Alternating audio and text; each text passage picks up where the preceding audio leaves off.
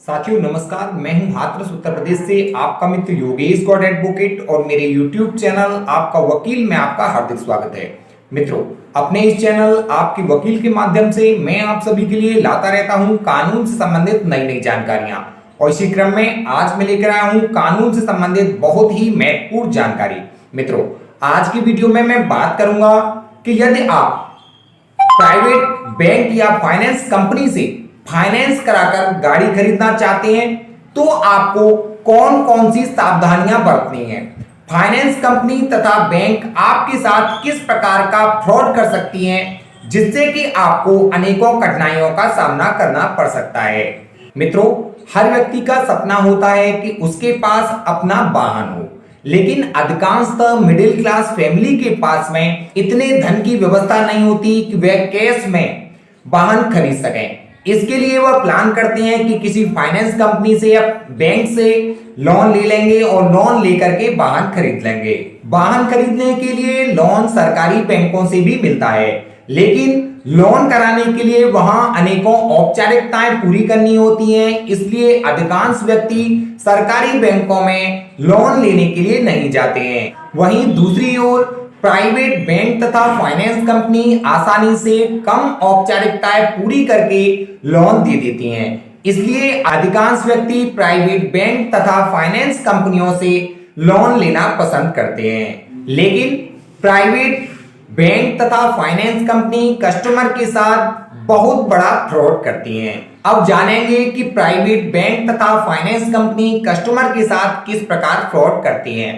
मान लीजिए कि आपको एक वाहन खरीदना है और आपके पास पर्याप्त धन की व्यवस्था नहीं है, आपके पास कुछ पैसा है और कुछ पैसा आप किसी बैंक तथा फाइनेंस कंपनी से लेकर के वाहन खरीदना चाहते हैं, जिसके लिए आप किसी प्राइवेट बैंक तथा फाइनेंस कंपनी में जाते हैं।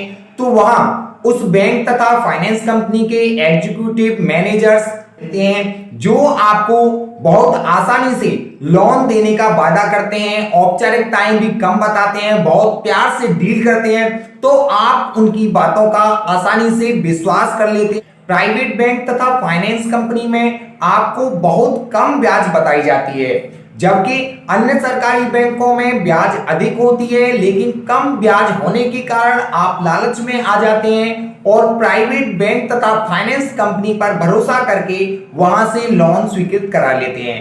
लेकिन मित्रों, यही गोलमाल सबसे ज्यादा होती है। बताया कुछ जाता है और वास्तविकता में ब्याज कुछ वसूल की जाती है। जैसे आपको ब्याज बताई कि 8% सालाना के हिसाब से लगेगा, वहीं ये लोग धोखाधड़ी करके आपसे उससे दुगने रेट की इंटरेस्ट वसूल करते हैं। जब आप एक बार लोन लेने के लिए एग्री हो जाते हैं तो वो अपनी औपचारिकताएं पूरी करना प्रारंभ करते हैं और आपसे पहले से लिखे हुए एक एग्रीमेंट पर साइन कराना प्रारंभ कर देते हैं। वो न तो आपको पढ़ने देते हैं, न समझने देते हैं, ना ही पढ़ करके सुनाते हैं, नहीं ये बात बताते हैं कि इस एग्रीमेंट में क्या लिखा है। बस पन्ने पलटते जाते हैं और आपसे साइन कराते जाते हैं। लेकिन इस जो एग्रीमेंट में उनकी सारी शर्तें उल्लिखित होती हैं, उसमें कुछ कॉलम पहले से खाली होते हैं। वो आवश्यकता पड़ने पर लोन स्वीकृत होने के बाद में भरे जाते हैं। जैसे इंटरेस्ट की बात है, अगर आपको 8% वार्षिक की दर से बताई है, तो ये लोग जब लोन हो जाता है उसके बाद में उसमें बढ़ा चढ़ा करके अमाउंट बढ़ लेते हैं। और इसी प्रकार से एक कॉलम इसमें और मुख्य रूप से होता है कि जब कस्टमर या कंपनी के बीच में इस लोन से संबंधित कोई विवाद उत्पन्न होगा तो किस क्षेत्र के न्यायालय को सुनवाई का अधिकार होगा। यहां ये सबसे बड़ी चालाकी ये करती हैं कि उस स्थान को उस समय जिस समय आपसे साइन कराते हैं उस समय खाली छोड़ देते हैं, लेकिन जब कभी भी विवाद की स्थिति पैदा होती है तो ये ऐसे स्थान को चुनते हैं कि जहां कस्टमर पहुंच ही न सके और अपनी बात रख ही न सके। जैसे आप मान लीजिए लोन ले रहे हैं आगरा से, तो ये जुडिक्शन भर देंगे चेन्नई भर देंगे, अहमदाबाद भर देंगे, इस प्रकार से मुंबई भर देंगे। इस प्रकार से ऐसे दूर के क्षेत्र को उस जुडिक्शन वाले कॉलम में भरते हैं जहां के कस्टमर आसानी से पहुंच ही न सके, जिससे कि ये एकपक्षीय रूप से कार्रवाई कर सकें। उस एग्रीमेंट की कॉपी कस्टमर तथा गारंटर को नहीं दी जाती है। अगर कस्टमर तथा गारंटर उस एग्रीमेंट की कॉपी मांगते भी हैं तो चालाकी से कह देते हैं कि ये हमारे पास सुरक्षित है, आपके पास खो जाएगा, आपको इसकी कॉपी की क्या आवश्यकता है।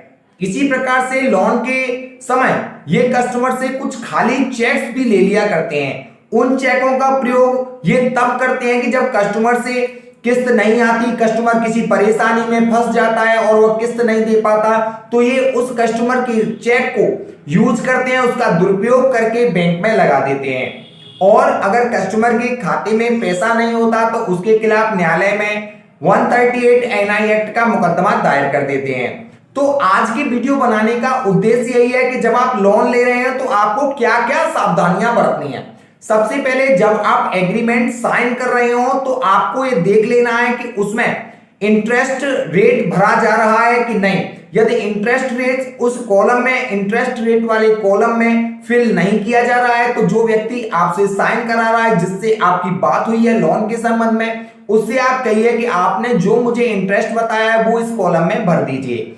दूसरा, जुडिक्शन की बात, जो अगर कोई भी विवाद होता है उसमें जुडिक्शन का जो कॉलम होता है उस कॉलम में भी आपको अपने स्थानीय क्षेत्र का नाम फिल करा देना है। जैसे आप आगरा के रहने वाले हैं, मथुरा के रहने वाले हैं, तो आपको आगरा या मथुरा उसमें उल्लेखित करा देना है, जिससे कि कोई वाद विवाद की स्थिति उस लोन से संबंधित होती है तो आप भी उस न्यायालय में जाकर के अपना पक्ष रख सकें।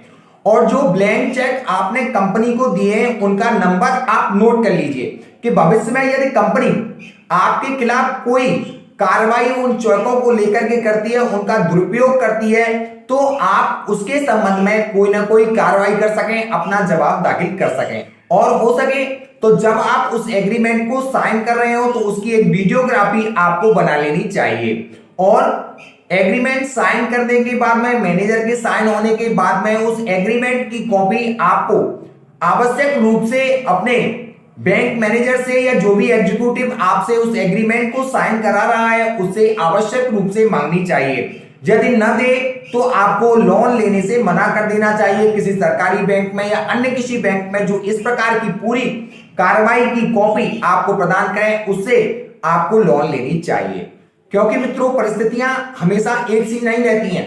कभी कभी ऐसी परिस्थिति कस्टमर के सामने उत्पन्न हो जाती है, वो कई कई महीनों तक अपनी किस्तों को जमा नहीं कर पाता है। ऐसी परिस्थिति में बैंक तथा फाइनेंस कंपनियां कस्टमर के साथ धोखाधड़ी करती हैं और उसके द्वारा दिए गए चेकों का दुरुपयोग करती हैं तथा उस एग्रीमेंट के आधार पर कस्टमर के विरुद्ध न्यायालय में कार्रवाई करना प्रारंभ कर देती हैं। तो ऐसी स्थिति में आपको सजग होना है लोन लेने से पहले कि आप तो एक तो एग्रीमेंट में जो मुख्य कॉलम मैंने बताए हैं वो अपने सामने फिल करा देने हैं, उस एग्रीमेंट की कॉपी आपको ले लेनी है, खाली चेकों के नंबर भी आपको ले लेने हैं। यदि आप पर किस्त जमा नहीं हो पा रही है, कंपनी आपके चेकों का दुरुपयोग करने की धमकी दे रही है, तो आपको उससे पहले ही एक लिखित तहरीर अपने नजदीकी थाने में दे देनी है कि साहब मेरे ये चेक है, इस नंबर के चेक हैं, वो कहीं गुम हो गए हैं, मैं बाजार जा रहा था, ऐसे जा रहा था, वैसे जा रहा था, वहां कहीं गिर गए हैं, तो कंपनी आपके उन चेकों का दुरुपयोग नहीं कर पाएगी।